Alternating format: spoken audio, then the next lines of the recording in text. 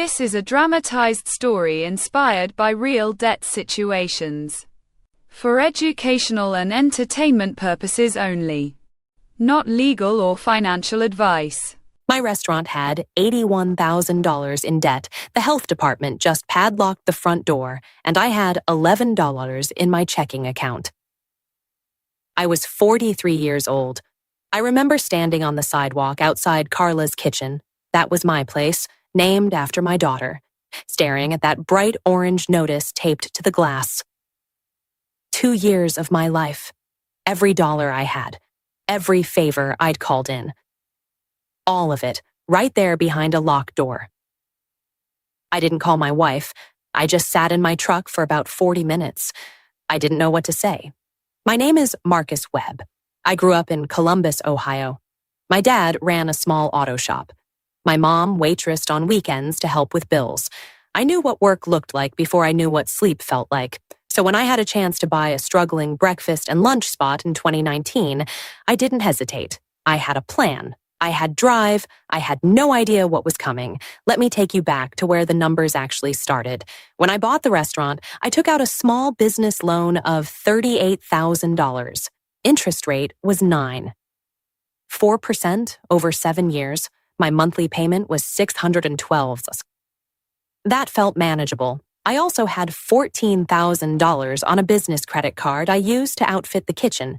New prep tables, a commercial refrigerator, a replacement hood vent. Another $6,200 on a personal visa that bled into the business during a slow January.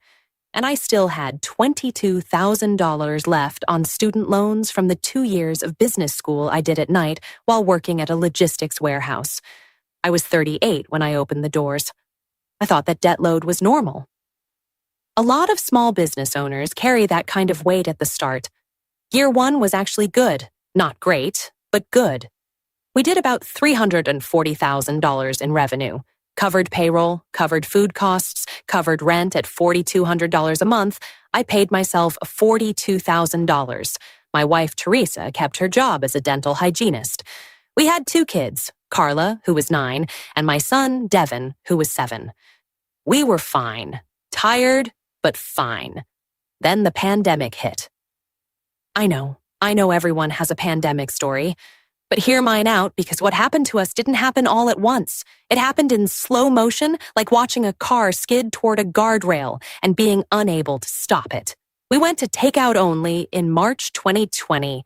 Revenue dropped from roughly $28,000 a month to $9,000. I kept my 2 cooks on. I kept my 1 full-time server. I figured it would be 3 months, maybe 4. I used the business credit card to cover the gap. By June 2020, that card was at $24,000. I got a PPP loan, $18,500. That helped, genuinely. It covered payroll for about 10 weeks. But when we reopened at reduced capacity, the customers didn't come back the way I thought they would. My lunch rush, which used to carry the whole week, never recovered. The office buildings near me went hybrid. Half the suits who used to come in every day were eating at home. By of 2021, here's what my debt looked like. Original business loan balance, $29,400 remaining. Business credit card, $31,700. I'd been making minimums, sometimes missing them. Personal visa, $11,200. Student loans, $19,600. And I had taken out a $9,000 equipment loan when my walk-in cooler compressor died in August 2021 and I couldn't afford to pay cash. Total, roughly $101,000. And I hadn't told Teresa the full number. She knew we were struggling. She saw the stress on my face every Sunday night when I sat down with the books. She asked questions. I gave her partial answers. I told her the restaurant was working through some debt from the shutdown. I never said 6 figures. I never said the business credit card was maxed. I never said I had started skipping the student loan payment to keep the restaurant lights on. She would find out. They always find out.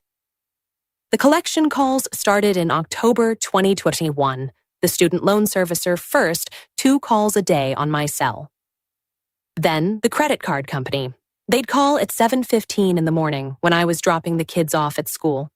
They'd call at 9:45 at night when I was finally sitting down. I started sending everything to voicemail. I'd listened to the messages alone in the truck before I came inside. This is an attempt to collect a debt. The amount owed is... I knew the amount. I didn't need them to tell me. The shame of it. I can't explain this to people who haven't been there. The shame is its own kind of pressure. It sits on your chest. You stop answering the door. You stop opening mail. I had a stack of unopened envelopes in the glove compartment of my truck for 3 months. Bills, notices, a letter from my landlord about the rent being 2 weeks late. I just couldn't open them.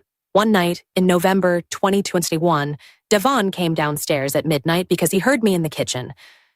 I was at the table with a yellow legal pad, trying to figure out if I could float another month.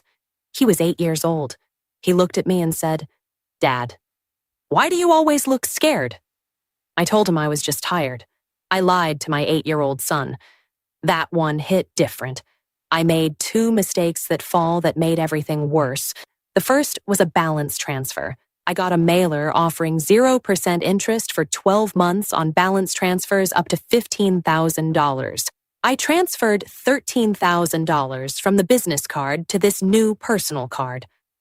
I told myself I'd pay it down during the promo period. I didn't. I couldn't. I just shifted the debt and added another monthly minimum to my stack.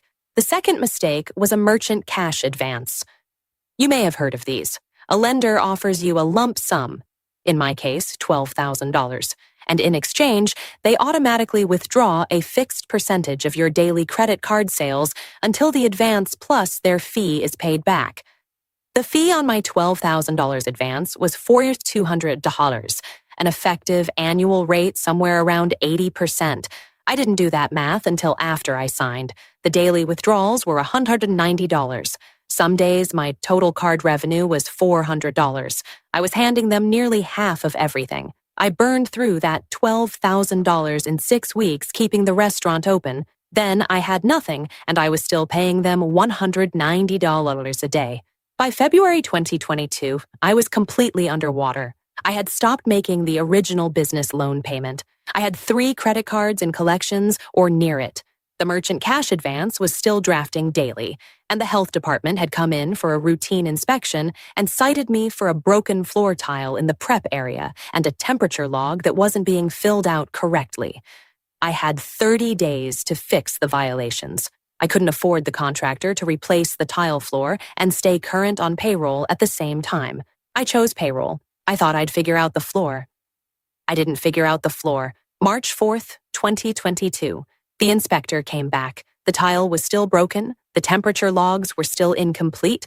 They posted the orange notice. Carla's kitchen was closed. I sat in that truck for 40 minutes. Then I drove home and told Teresa everything. She didn't yell. I think I almost wish she had. She just sat very still at the kitchen table and said, "How long have you known it was this bad?" I said, "About a year." She nodded slowly. Then she said, "Okay, so what do we do now?" That question saved me, not the answer. We didn't have the answer yet. But the fact that she said we instead of you. That one word told me I wasn't alone in it. We spent that weekend going through everything, all the unopened mail from the glove compartment, the account statements, the loan documents. We wrote every number on a whiteboard in the garage. When we were done, the total was $81,400. The business loan had been sold to a collection agency. The business credit card issuer had charged off the account. The personal cards were 30 and 60 days past due. The student loans were in default. The merchant cash advance company had already sent a demand letter. I didn't know where to start, but Teresa had a coworker whose husband had been through something similar. She gave us the name of a bankruptcy attorney.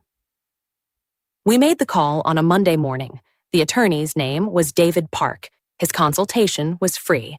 I walked in expecting to be judged. He spent the first 10 minutes just asking questions and writing things down. He said, "You have 2 realistic options, and I want to explain both of them clearly. Here is what I learned in that office, and I want to share it with you because I had no idea any of this existed before that meeting. The first option was Chapter 7 bankruptcy.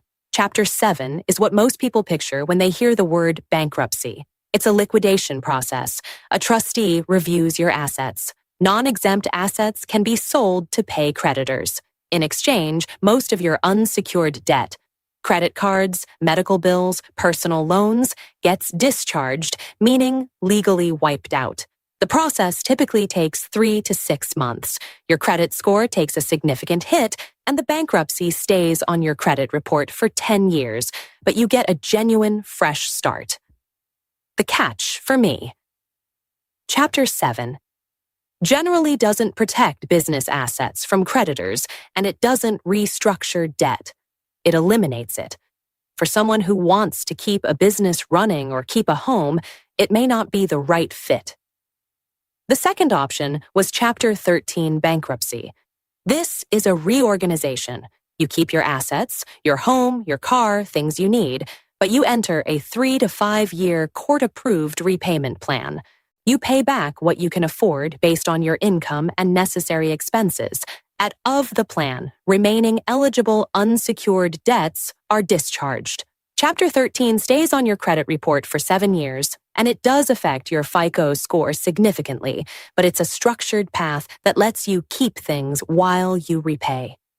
Attorney Park explained that Chapter 13 made sense for people with regular income who wanted to protect assets and had a manageable debt-to-income ratio within the plan parameters. He also explained 2 other options that some people consider before bankruptcy.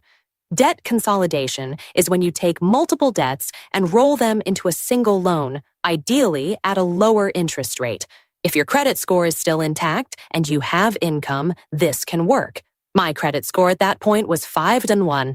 I wasn't getting a consolidation loan at a rate that helped me. Debt settlement is when a company negotiates with your creditors to accept less than you owe, often in a lump sum. The risks here are real. Your credit takes a serious hit while you stop paying during negotiations. The forgiven debt may be reported to the IRS as taxable income, and not all creditors will negotiate. Attorney Park was clear. Always consult a licensed professional before choosing debt settlement because the fees can be significant and outcomes are not guaranteed.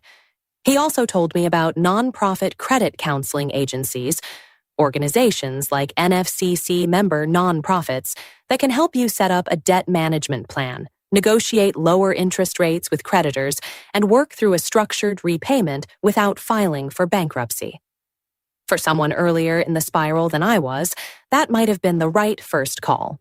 For me, given that the restaurant was already closed, the business loan was in collections, and I had no viable business income, Attorney Park recommended Chapter 7. The restaurant was gone. There were no assets to protect there. My student loans, he cautioned me, are not typically dischargeable in bankruptcy. That's a hard truth a lot of people don't know until they're sitting in that chair. Federal student loans almost never get wiped in a standard bankruptcy filing, so that $19,600 would still be mine to address separately through income-driven repayment or rehabilitation programs. But the $31,700 business credit card, the $11,200 personal visa, the merchant cash advance deficiency, the charged-off business loan balance, those could potentially be discharged. We filed Chapter 7 in April 2022. The automatic stay went into effect the day we filed, which meant the collection calls legally had to stop. That first night of silence, no calls, no voicemails piling up, I slept 6 hours straight for the first time in months. The trustee reviewed our case. We had no non-exempt assets to liquidate. Teresa's car was within the state exemption. Our home equity was minimal. The process moved forward. In July 2022, we received the discharge. I want to be honest with you about what that felt like because I think people expect it to feel like winning. It didn't feel like winning. It felt like surviving, like crawling out of something. There was relief. Yes, real relief. But there was also grief for the restaurant, for the version of myself that thought he had it figured out, for the 2 years I spent hiding numbers from my wife. My credit score after the discharge, 538. Not great.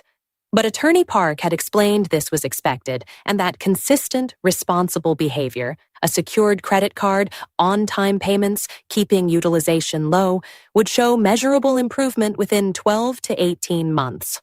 By January 2024, 18 months after discharge, my FICO score was 647.